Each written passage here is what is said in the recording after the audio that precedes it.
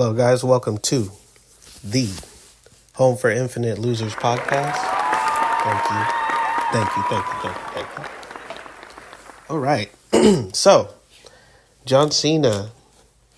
Everybody knows that I am a big wrestling fan, and John Cena's last match is on Saturday night's main event. It's going to be going up against Gunther. I expect Gunther to win, but I don't want him to win. So, we'll see what happens. So today, what I wanted to do was revisit one of my favorite eras and one of my favorite matches in the history of John Cena. I don't think this is going to be too long of a podcast, but I just wanted to revisit it because it's such a niche match, and just the outside of the ring story before going into it was kind of interesting. So without further ado, let's go ahead and get into it. Oh, also before that, sorry. Thanks for listening to the last podcast, and thanks for continuing to look at my channels. I've been getting a lot of views lately, so I appreciate it. If you do not know where to follow everything, my gaming channel is RCB Gaming, and that's on YouTube. There's also a link on the Instagram. And my channel for my podcast and all of my other stuff is Reg, RE_G 92. So, again, I appreciate the views, and let's go ahead and get into this. So, I'm going to go ahead and take y'all all the way back to 2006. This is the story of how Edge won the title off of RVD. And John Cena is part of this story, so just bear with me. So to really understand this night and how the three-way match came about, we got to go back because the whole situation started at ECW One Night Stand. So just go back. It's 2006, and WWE is split into Raw and SmackDown. Now, ECW recently came back. I remember the episode because, let me take a drink of water.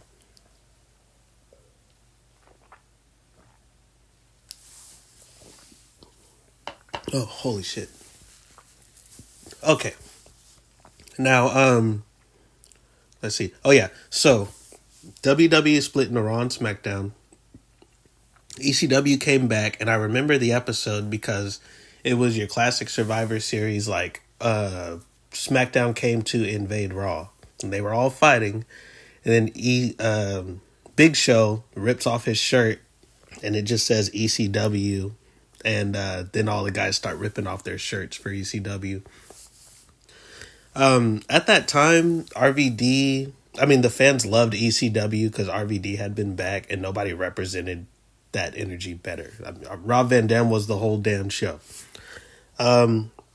He's like a natural baby face, which is hard to come by in wrestling. He's a crowd magnet. He's cool. He's a stoner. And, RVD 420 was going crazy.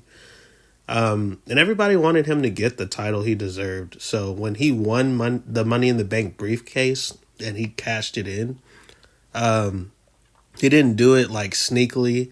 He just went up to John Cena face to face, and he's like, look, I'm cashing this in at One Night Stand, and we're going to get this shit going.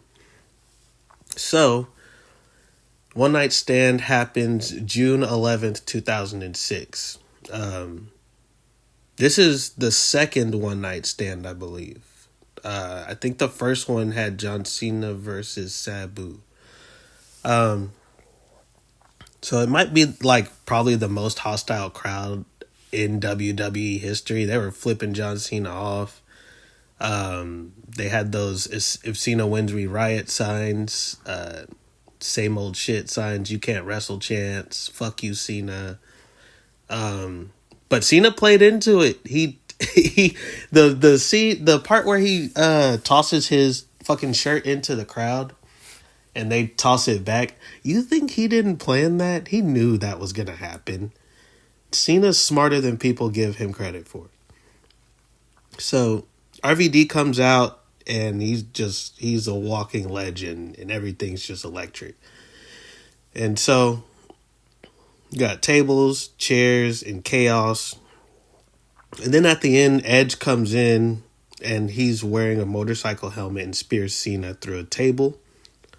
RVD hits the 5-star frog splash to win the WWE Championship right after that. And then he stands tall. And the whole ballroom explodes. They had a really good setup. And then Paul Heyman is like about to cry. He's like, the champ is RVD. And then he's just bawling like a little girl. It was cool though. It was pretty short-lived. Because after that, when everything looked perfect, a few nights later, RVD and Sabu get pulled over in Ohio.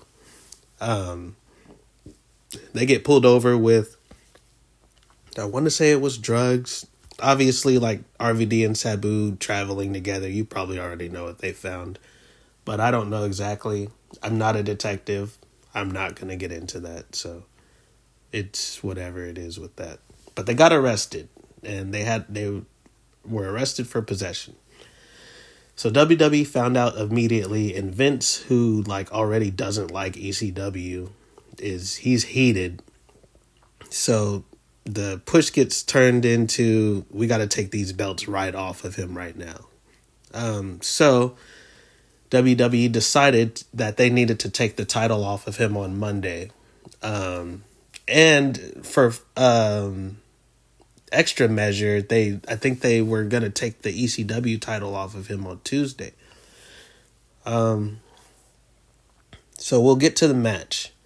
This is RVD versus Triple H versus Edge. So the way they set up this match on TV, the kayfabe reason, they did it for just so that they could write him off of the story, is on Monday Night Raw. Rob Van Dam came out and Edge and Cena and him were arguing about who's the clear definitive champion here. So Rob Van Dam in classic babyface was like, I'll take on the both of you and we'll settle it right here tonight. So that's the on TV reason why that match got set up. So as far as the actual match, RVD comes out first and he looks pretty tired. But, he's still there to do a job. Cena comes out to mixed reactions. Not hostility, but it's just mixed because everyone still wants Rob Van Dam to be the champion. And then Edge and Lita come out looking confident. Edge has the ultimate opportunist look, like I'm gonna get everybody and finesse this shit. So the bell rings. RVD hits a few kicks early because it's RVD and that's what he's supposed to do. But Edge immediately jumps on him and Cena jumps in on him too. Edge and Cena trade blows after they get RVD out of the ring. And it's almost like you can feel Vince in the back going, keep him out of the match, keep him out. So it's pretty funny how little he had to do with the match and he still had big moments.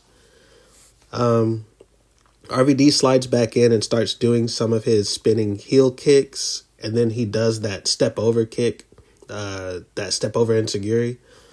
They actually let him hit a rolling thunder, and then he started going up for the 5-star frog splash, but Ed shoves him off of the top rope and RVD crashes into the barricade pretty hard.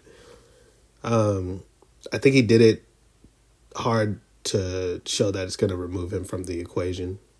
With RVD temporarily dead, Cena and Edge begin to brawl.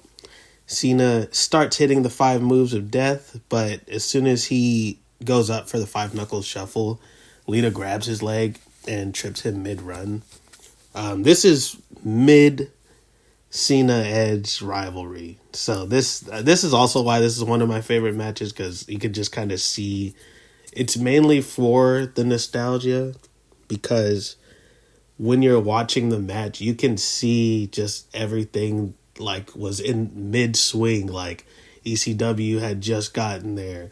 John Cena and Edge are like right in the middle of their rivalry. And even that whole episode of Raw, it's just a big old nostalgia trip for me as a kid. But I always come back to this match for some reason. But yeah, Lita grabs his leg and trips him mid-run. Then Cena tries to do the FU and Edge slips out. And Cena hits the ropes. And Edge charges the spear. No Cena counter.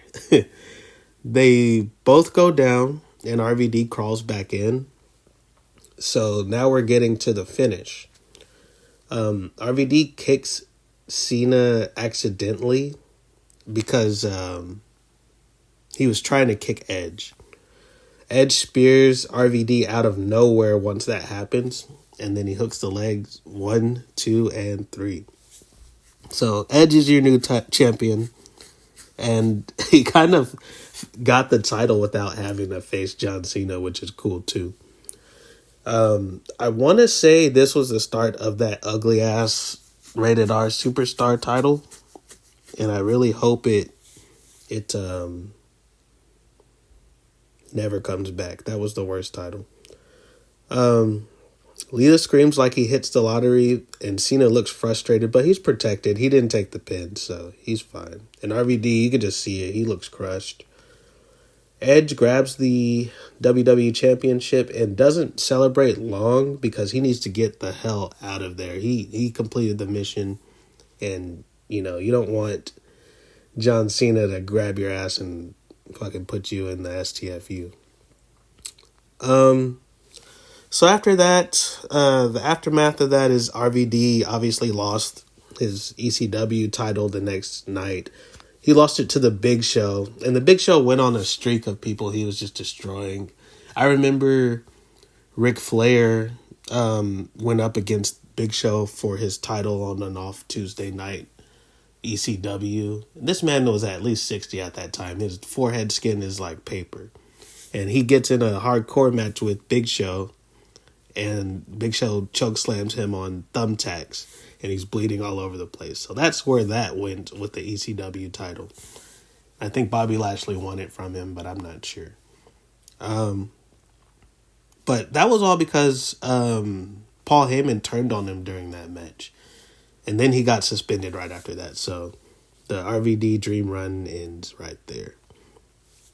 As far as Cena and Edge, their rivalry gets reignited because it sets up actually their TLC match at Unforgiven. And then it sets up Rated RKO as well.